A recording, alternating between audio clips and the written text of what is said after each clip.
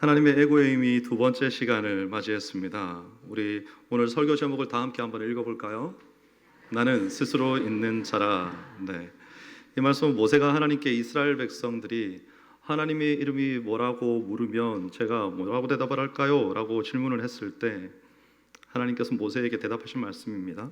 신약에서 예수님이 나는 무엇이다 라고 말씀하신 내용이 요한복음에 주로 나옵니다. 그리고 구약에서는 하나님께서 나는 누구이다 라고 말씀하신 내용이 출애굽기에서 주로 나오는데요, 이제 이후의 역사서나 선지서에 이러한 하나님의 소개가 반복적으로 나타납니다. 그래서 하나님께서 자신을 소개하는 말씀이 무엇인지 이해하기 위해서 여러분이 성경을 읽으시면서 특별히 이 설교들이 진행되는 동안에는 출애굽기를 좀 더 상세하게 읽어보시면 좋을 것 같습니다. 우리가 자신을 어떻게 소개하는지를 보면 왜 출애굽기를 이렇게 열심히 읽어서 배경을 이해해야 하는가, 이걸 우리가 알 수 있는데요, 제가 여러분을 처음으로 만나러 왔을 때가 오후 찬양 예배 시간입니다. 찬양 예배 시간에 올라오기 전에 장로님께서 제게 목사님 올라가시면 성도님들이 목사님을 잘 모르니까 꼭 자기 소개를 하십시오 라고 말씀을 하셨는데 제가 안 했죠. 네. 깜빡했죠. 그리고 끝나고 난 다음에 이제 목사님께서 소개를 해주셨습니다. 그래서 그걸 기억하고 제가 그 다음 1부부터 3부 설교를 진행할 때는 제 소개를 했습니다. 제가 여러분에게 저를 소개할 때 윤성복 목사입니다 이렇게 소개를 했겠죠. 그래서 제 직함이 목사입니다. 왜냐하면 저는 성도들 앞에 있기 때문에. 제가 만약에 학교에 가서 제 아들의 학교에 가서 학부모들 앞에서 제 소개를 한다면 뭐라고 소개를 할까요? 저는 윤경원 학생의 아빠 윤성복입니다 이렇게 소개를 하겠죠. 그리고 제가 2001년에 약 한 7개월 정도 미국에 머물렀을 때가 있는데요, 그때 미국인들에게 제가 제 소개를 한다면 뭐라고 소개를 할까요? 저는 한국에서 온 윤성복이라고 합니다 이렇게 소개를 하겠죠. 제가 한 사람이지만 왜 이렇게 다 다르게 소개를 할까요? 제가 처한 상황이 다 다르고 그때그때 제 말을 듣고 있는 사람들의 성격이 다 다르기 때문입니다. 이렇게 세 가지 속성을 제가 다 가지고 있지만 상황에 따라 강조되는 것이 다른 거죠. 하나님께서도 자신을 여러 측면으로 소개하시는데요, 지난주에 우리가 살펴보았던 하나님의 자기소개는 뭐였을까요? 방패요 상급이시다 이렇게 소개를 했습니다. 오늘 우리가 함께 읽은 출애굽기 3장에서 하나님은 모세에게 하나님의 또 다른 측면을 소개해 주시는 거죠. 이것은 아브라함이 만난 하나님과 모세가 만난 하나님이 다르다는 뜻일까요? 아닙니다. 아브라함과 모세는요, 각각 다른 시대, 각각 다른 상황에서 하나님을 만났죠. 비록 이 두 사람 사이에 수백 년의 역사적인 차이가 있지만 역사하시는 하나님은 동일하신 줄 믿습니다. 아브라함을 찾아가셨던 하나님과 모세를 부르셨던 하나님이 다르지 않고 오늘 이 시간에 우리에게 역사하시는 하나님도 또한 동일한 하나님이십니다. 오늘 우리가 함께 읽은 출애굽기 3장은 호렙산에서 하나님께서 모세와 대면하셔서 만나시는 장면을 기록하는데요, 출애굽기 2장에는 모세의 출생이 기록되어 있습니다. 노예 신분의 히브리인의 아들로 태어났죠. 아기 모세가 이집트 공주의 아들이 되는 아주 엄청난 신분 상승으로 이야기가 시작이 됩니다. 그리고 난 다음에 바로 이 청년 모세가 한순간에 그 높은 자리에서 도망자 신세로 전락하게 되는 거죠. 이렇게 평범한 사람들은 상상할 수도 없는 그런 드라마틱한 인생, 이 인생이 모세의 인생이었습니다. 뒤이어 3장에서는 이제 애굽에서 도망친 모세가 광야에서 미디안 땅에 정착해서 장인의 양을 치는 일상으로 시작하죠. 어느 날 모세가 자신의 양떼를 이끌고 서쪽에 있는 광야 서쪽의 호렙산까지 이동을 합니다. 근데 거기서 양떼를 먹일 푸른 풀을 발견한 것이 아니라 불타고 있는 떨기나무를 발견한 거죠. 나무에 불이 붙었는데 타지 않는 겁니다. 그래서 그 신기한 광경을 모세가 좀 더 자세히 보려고 가까이 갔는데 그 나무에서 소리가 나는 거예요. 뭐라고 소리가 나는가 하면 모세야 모세야 하는 소리가 나는 겁니다. 그래서 이 모세가 네, 제가 여기 있습니다 라고 대답을 했어요. 그러니까 하나님이 가까이 다가오는 모세한테 가까이 오지 말아라, 내가 서 있는 곳은 거룩한 땅이다 이렇게 말씀을 하십니다. 여러분, 이것은요, 하나님의 산이라 불리는 호렙산 자체가 거룩한 땅이라는 말이 아닙니다. 하나님께서 그곳에 임재하셨기 때문에 그 땅이 거룩한 땅이 된 겁니다.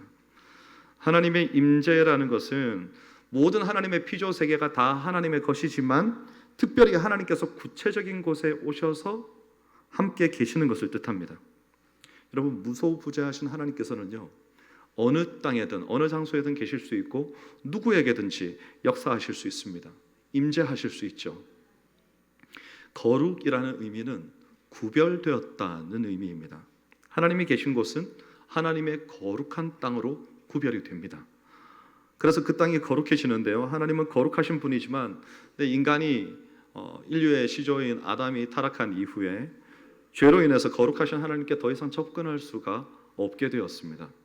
그래서 이제 우리는 그렇지 않습니다. 근데 예수님이 오시기 전까지 그 사람들은 아직까지도 하나님을 대면하여 보면 죽는 거죠. 그런데 하나님께서 거룩한 하나님께 접근할 수 있는 방법을 말씀해 주신 것이 내 발에서 신을 벗으라입니다.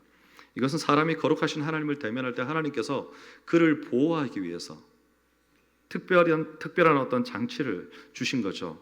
성경에는요, 본문 출애굽기 오늘 말씀 3장에서 모세가 하나님을 대면하여 만났을 때, 그리고 여호수아 5장 15절에서 여호수아가 여리고로 갈 때 여호와의 군대 장관이 그 앞을 막아섭니다.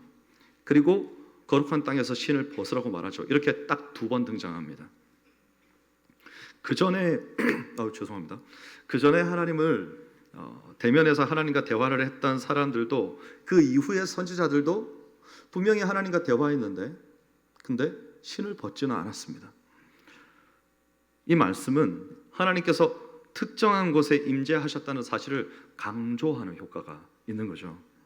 자, 다시 본문으로 돌아갑니다. 오늘 모세가 내 발에서 신을 벗으라는 말씀을 들을 때까지 지금 자기에게 말씀하시는 하나님이 이스라엘의 하나님이신 줄 잘 몰랐던 거죠. 그래서 뒤이어서 하나님께서 나는 내 조상의 하나님, 아브라함의 하나님, 이삭의 하나님, 야곱의 하나님이다 라고 정체를 밝히시니까 그제야 모세가 하나님 뵙기를 두려워하여 사태의 심각성을 깨달은 거죠. 그리고 얼굴을 가리는 겁니다.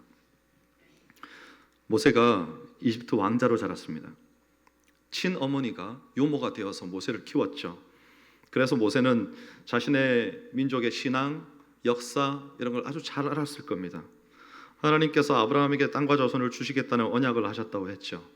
그 언약은 이삭과 야곱으로 계승되었는데 그 언약이 언제 이루어질지는 알 수가 없었습니다.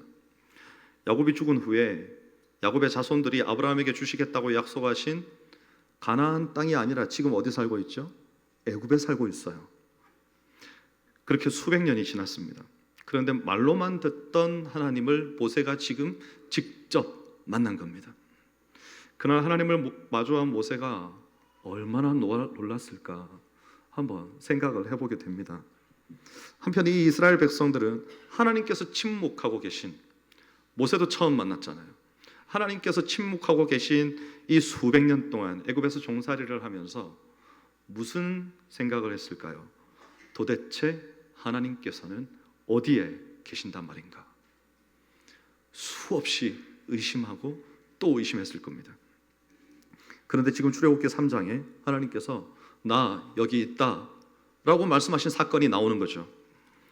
멀리 계신 것만 같았던 하나님께서 호렙산에 임재하신 겁니다. 하나님께서 이렇게 나타나신 이유가 8절에 나옵니다. 8절에 보면 하나님께서 내가 내려가서 그들을 애굽의 손에서 건져내고 그들을 그 땅에서 인도하여 아름답고 황대한 땅, 젖과 꿀이 흐르는 땅, 곧 가나안 족속, 헷 족속, 아모리 족속, 브리스 족속, 히위 족속, 여부스 족속의 지방에 데려가려 하노라 라고 말씀하십니다. 제가 좀 강조한 표현들이 있죠. 다음에 설교할 일이 있을 줄로 압니다. 내려가서 건져내고 데려가려 하노라, 이런 것들은 중요한 표현들이죠. 여러분이 성경을 읽으실 때 이렇게 표시하면서 읽으시면 이해하기에 쉽습니다.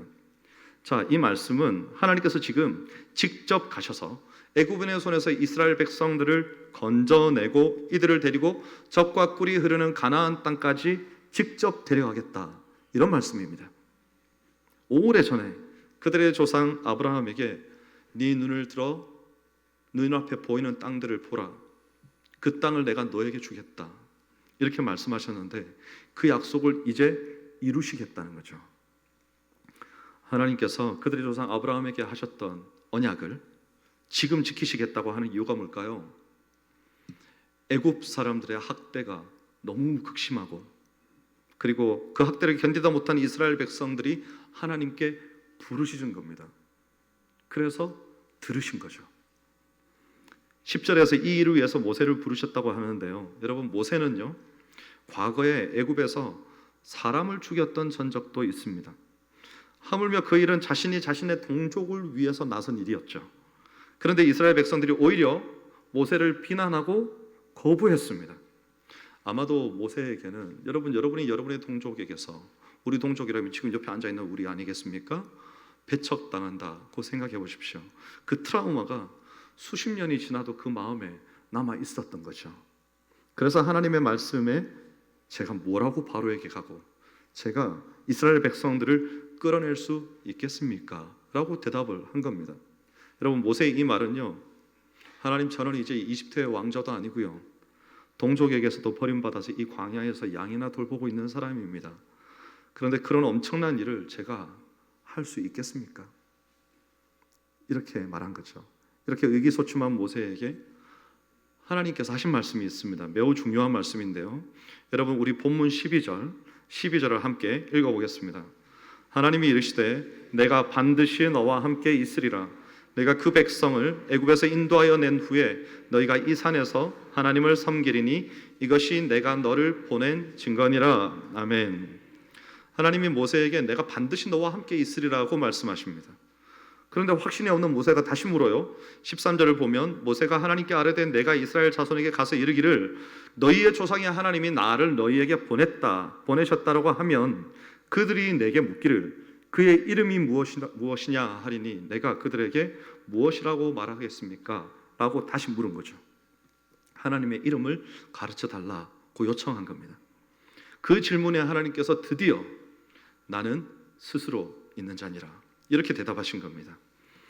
자, 오늘 이 하나님의 에고에임이 나는 스스로 있는 자이니라, 여기에 도달하기까지 여러분 많은 설명을 들으셨습니다. 배경 지식이 필요했습니다. 왜냐하면요, 이 스스로 있는 자이다라는 문장을 원어로 보면 좀 전에 우리가 12절에서 읽었던 모세에게 내가 너와 함께 있으리라 라고 하신 표현과 똑같아요. 글씨가 똑같다고요.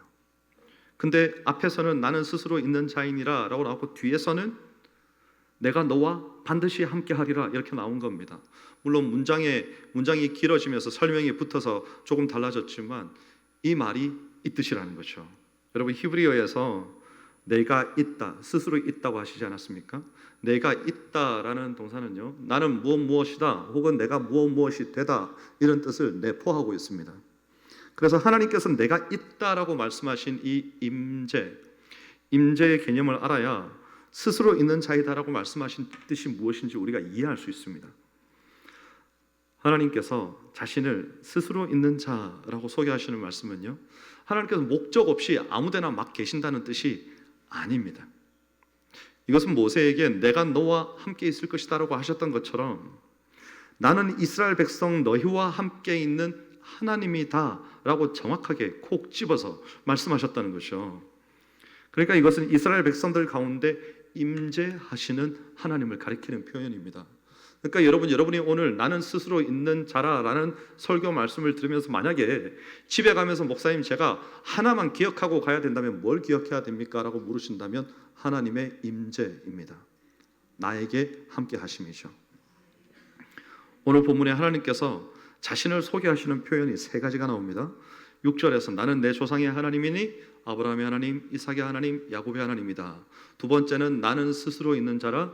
세 번째는 아브라함의 하나님, 이삭의 하나님, 야곱의 하나님이신 내 조상의 하나님 하나님의 이름이 여호와인데, 근데 15절에서 이것은 내 영원한 이름이고 대대로 기억할 내 칭호다 이렇게 말씀하셨어요.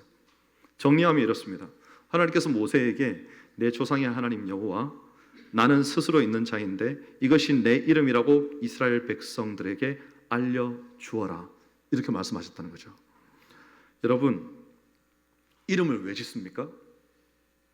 부르려고 짓죠. 부르려고 지어요. 자녀를 낳으면 제일 먼저 이름부터 짓습니다.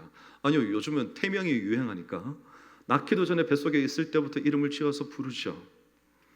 우리나라처럼 한자 문화권이 아니어도 외국에서도 이름에는 다 그 의미가 있습니다. 제 이름은요, 성복입니다. 제 이름이 한자로 풀어보면 거룩할 성자의 복복자인데 세상에 이 이름이 성경에 나옵니다. 성경에 이렇게 나와요. 신령한 복. 정말 부담스러운 이름이죠. 네. 여러분이 이제 제 이름을 들었습니다. 그죠? 이름을 듣고 나면 이제부터 저를 위해서 기도하시거나 제 이름을 부를 때 오늘을 기억하시겠죠. 부를 때마다 목사님 이름의 뜻이 거룩할 성자의 복복자, 거룩한 복이라고 하셨지, 이렇게 말씀하신 것을 여러분이 기억하고 되새길 겁니다. 여러분, 하나님께서 내 조상의 하나님 여호와인 나는 스스로 있는 자니라 라는 이름을 가르쳐 주신 이유가 뭔가 하면요, 이 이름을 부를 때마다 하나님께서 지금 너희 가운데 함께 하신다는 사실을 기억하고 되새기라는 말입니다.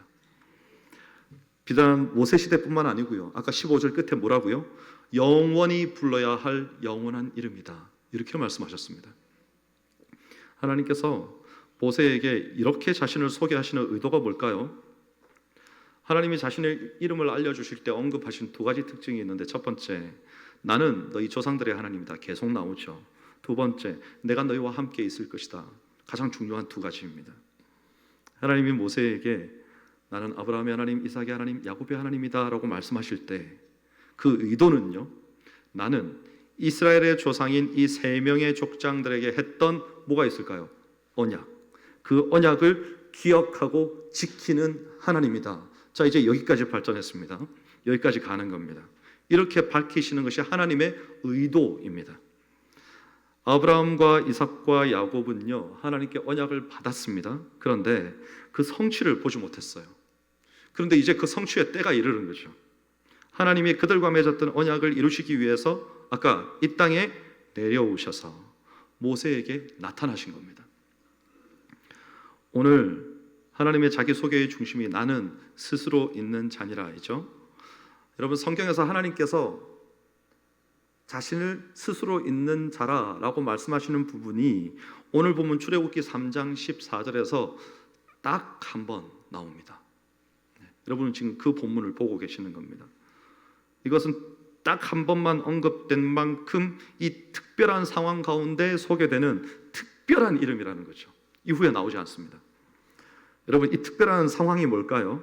하나님께서 언약을 성취하시려고 자신의 백성들에게 임재하셨다는 겁니다.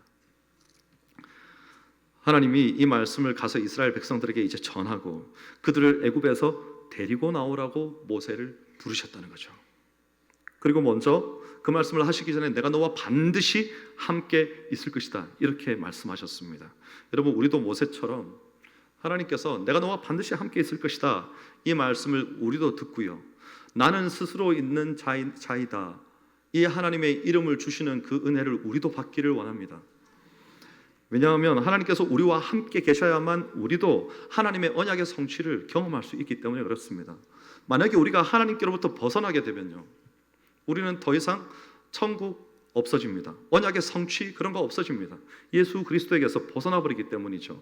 그래서 이 언약은 우리에게 그렇게 중요한 겁니다. 여러분, 혹시 공수표라는 말을 아십니까? 신뢰할 수 없는 헛된 약속, 빈말, 이런 걸 뜻하는 말입니다.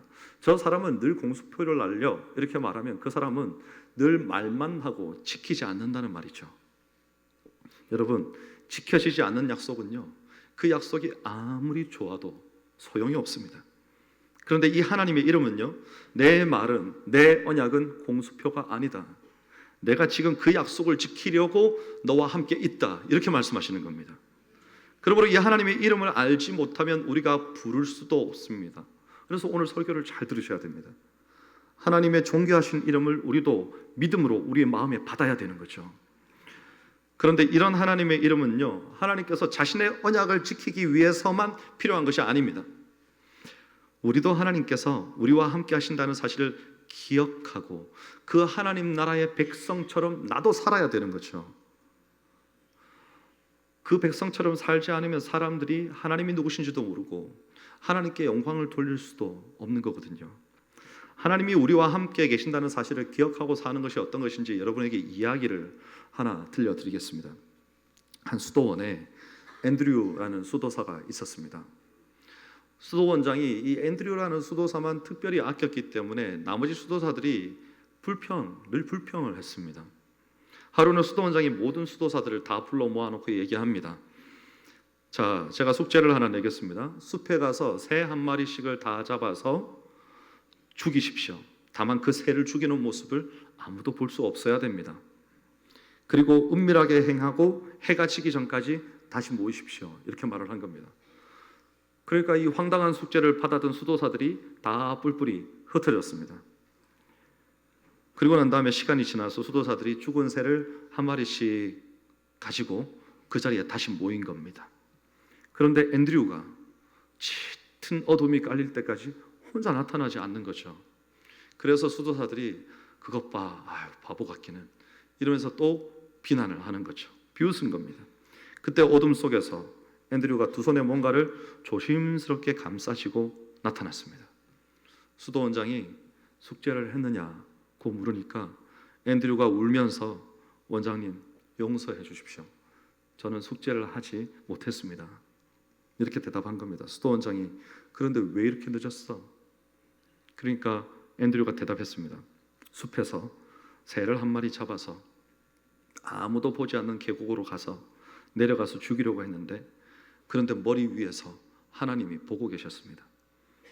너무 놀라서 작은 폭포 아래 물속에서 캄캄한 바위 아래서 그 새를 죽이려고 했는데 그 순간에도 하나님이 보고 계셨습니다. 저는 끝내 하나님이 보지 않으시는 곳을 찾을 수가 없었습니다. 여러분, 우리가 하나님의 임재 아래 살아간다는 건요, 이런 겁니다. 하나님은 옛날 모세와 이스라엘 백성에게만 나타나시고 지금은 숨어 계시는 하나님이 아닙니다. 스스로 계시는 분이신 하나님은요, 지금도 살아계시고 우리와 함께 하시고 우리를 지켜보시는 하나님이신 거죠. 그래서 그 하나님의 존재를 우리가 잊어버리면 안 되는 겁니다. 그런데요, 많은 사람들이 심지어 성도들마저도 하나님께서 마치 안 계신 것처럼 살아가는 겁니다.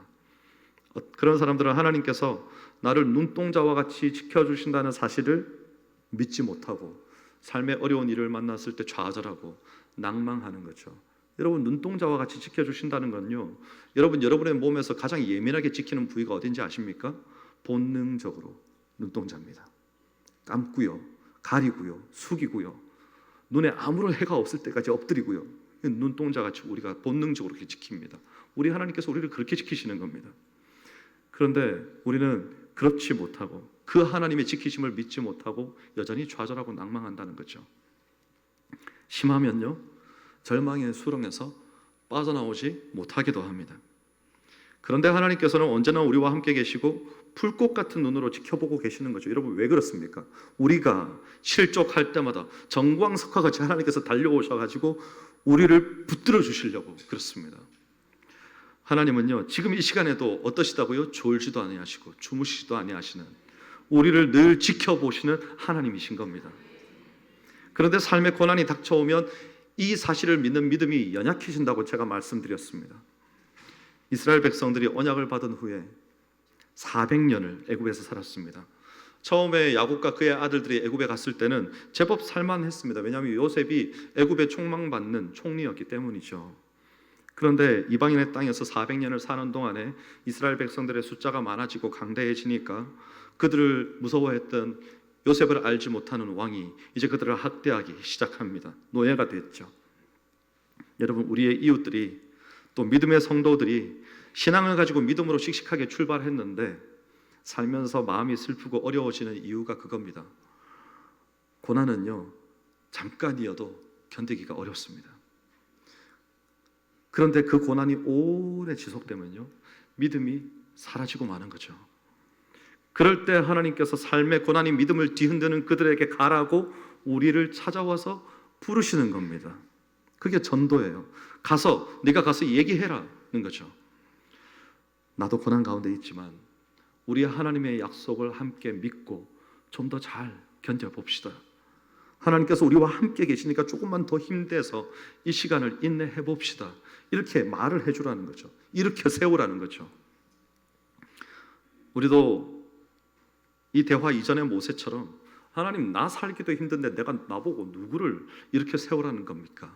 이렇게 하소연하실 수도 있습니다. 근데 여러분, 예수님을 믿는 신비가 뭔지 아십니까? 내가 먹어야 되는 작은 도시락, 떡 5개와 물고기 2마리가 들어있는 도시락을 우리 예수님께 드렸더니 남자만 5,000명이 먹고 배불리 먹고도 오히려 남았습니다. 여러분, 아이가 드렸어요. 아이가. 이 아이는요, 도시락을 드릴 때 배가 안 고팠을까요? 아니죠. 도시락을 내놓는 게 쉬웠을까요? 그렇지 않습니다. 그런데 나의 배고픔보다 다른 사람의 배고픔이 더 커 보였기 때문에 내 도시락을 내어놓을 수 있었던 거죠. 그 도시락을 바친 아이가 배고파서 쓰러졌다는 말이 없습니다, 여러분. 자신의 헌신이 예수님의 손에서 그렇게 많은 사람들에게 복이 되는 것을, 복되게 하는 것을 보고 하나님 앞에 영광이 되는 그 영광의 주인공이 된 거죠. 여러분, 저는 우리 교회 모든 성도님들이 우리의 이웃에게 이런 따뜻한 사람이 되기를 원합니다. 혼자 있으면 외롭고 우울하고 슬프고 또 무기력해집니다. 우리가 코로나 팬데믹을 겪으면서 격리되는 고통이 얼마나 크고 무서운 것인지 우리가 다 함께 경험했습니다. 현대 한국 사회에서 살고 있는 우리는 이렇게 물리적으로 애굽에서의 이스라엘 백성들처럼 학대를 당하는 일을 경험하기는 어렵습니다. 그런데 사회생활 중에 알게 모르게 우리를 둘러싼 세상 문화 앞에서 학대에 버금가는 정신적인 고통이 우리에게 있습니다. 왜냐하면 우리가 사는 세상은 하나님의 말씀의 가치가 아니라 세상의 가치에 의해서 지배되고 있기 때문이죠. 여러분, 세상은 세상을 위한 규칙이 존재합니다. 그래서 우리는 오늘은 이렇게 편안하게 예배드리고 있지만 저 세상 속에 나가서 예배가 아니고 살아갈 때는 그들과의 틈바구니 속에서 경쟁해서 이겨야 하고요. 알 수 없는 미래를 위해서 오늘도 여전히 우리는 우리의 것을 챙겨야 할 수도 있습니다. 그 세속주의에서 겪는 좌절과 절망을 그 세상 안에서는 절대로 극복할 수 없습니다, 여러분. 그래서 하나님이 우리를 그 속에서 건져내어서 아름답고 광대한 땅에 데려가려고 하시는 거죠. 여러분, 우리에게 약속하신 땅은요, 이스라엘 자손들이 받았던 어떤 물리적인 땅, 그런 것이 아닙니다. 하나님의 독생자이신 예수 그리스도께서 통치하시는 하나님의 나라인 거죠. 우리가 예수님이 재림하신 후에 저 영원한 나라에서 온전한 하나님의 통치 아래 분명히 살게 될 겁니다. 그런데 이 땅에 살면서도 하나님의 통치를 경험하면서 살 수 있다는 겁니다. 왜냐하면 스스로 있는 자이신 하나님께서 지금 우리와 함께 계시기 때문이죠. 지금 하나님께서 이 말씀을 통해서 계속적으로 이 얘기를 하고 계시는 겁니다. 그러므로 그 이름을 먼저 알고 있는 우리가 아직도 모르는 이들에게 그 이름을 알려줘야 되는 겁니다. 이 본문 다음 장을 읽어보면요, 하나님이 모세의 모든 요구를 다 들어주셨는데 근데 모세가 계속 주저합니다. 하나님이 계속 설득합니다. 근데 그럼에도 불구하고 모세가 하나님께 끝내 못 가겠다고 합니다. 우리는 쉽게 비난할 수 있습니다. 모세가 왜 이래? 근데 여러분, 우리가 그런 상황에 처해 보면요, 그렇지 않습니다. 출애굽기 4장 13절에 모세가 이르되 오 주여 보낼 만한 자를 보내소서. 세상에 하나님 앞에서 이렇게 말합니다. 진짜 못 가겠는 거죠, 모세는. 그러니까 14절 첫 부분에서 뭐라고 하느냐면요, 여호와께서 모세를 향하여 노하여 이르시되, 하나님께서 주저하는 모세를요 설득하시고 또 설득하셨는데 끝까지 주저하니까 폭발하신 거죠. 하나님께서 모세가 잘못을 여러 번 했지만 모세에게 노하신 것은 여기에서 딱 한 번입니다. 오래 참으시는 하나님이신데, 근데 그 하나님께서 폭발하셨을 때 지금 이 문제가 얼마나 심각한지 여러분, 우리가 깨달아야 됩니다. 그런데 여러분, 우리도 모세와 같은 모습을 가지고 있는 거죠. 하나님께서 우리에게 세상 가치에 눌려서 고통하는 내 백성들을 데리고 와서 나에게 예배하게 하라고 명령하시는데, 근데 우리는 이 핑계 저 핑계 대면서 못하겠습니다. 주저하는 거죠, 계속. 그런 우리의 모습이 너무나 모세와 닮은 겁니다. 이럴 때 여러분은 하나님이 어떻게 하실까요? 노하십니다. 하나님이 노하세요. 그런데요, 이 분노는 주저하는 우리에게 등짝을 때리시는 그런 화가 아닙니다. 출애굽기 4장 14절을 우리가 다 함께 한번 읽어보겠습니다. 여호와께서 모세를 향하여 노하여 이르시되 레위 사람 내 형 아론이 있지 아니하냐? 그가 말 잘하는 것을 내가 아노라. 그가 너를 만나러 나오나니 그가 너를 볼 때에 그의 마음에 기쁨이 있을 것이라. 아멘. 하나님은요, 소명에 주저하는 모세에게 이 등짝 스매싱을 날리지 않으시고 어떻게 하시는가 하면 동역자를 붙여주시는 겁니다. 여러분, 우리도 하나님의 뜻을 따라 다른 사람들을 하나님 앞에 이끌 때 혼자는 죽어도 못할 것 같은 마음이 들 수 있죠. 그때 하나님께서 동역자를 붙여주시는 겁니다. 여러분 혹시 아십니까? 우리 하나님은요, 포기라는 걸 잘 모르십니다. 그래서 여러분이 포기하시는 게 빠릅니다. 그 하나님의 지혜와 능력이 우리가 죽어도 못할 것 같을 때 기필코 우리가 할 수 있는 길을 여시는 그 하나님의 지혜와 능력이 우리가 하나님을 믿을 때 우리와 함께 하시는 거죠. 하나님께서 언약의 성취를 위해서 모세와 함께 계셨습니다. 그래서 모세가 이스라엘 백성들에게 이 기쁜 소식을 전할 수 있었던 거죠. 이처럼 우리도요, 하나님 앞에서 하나님께서 나와 함께 계시는 이 능력을 힘입어야 하는 겁니다. 그래서 세상의 학대의 고난과 고통으로 부르시는 사람들 얼마나 많이 있습니까?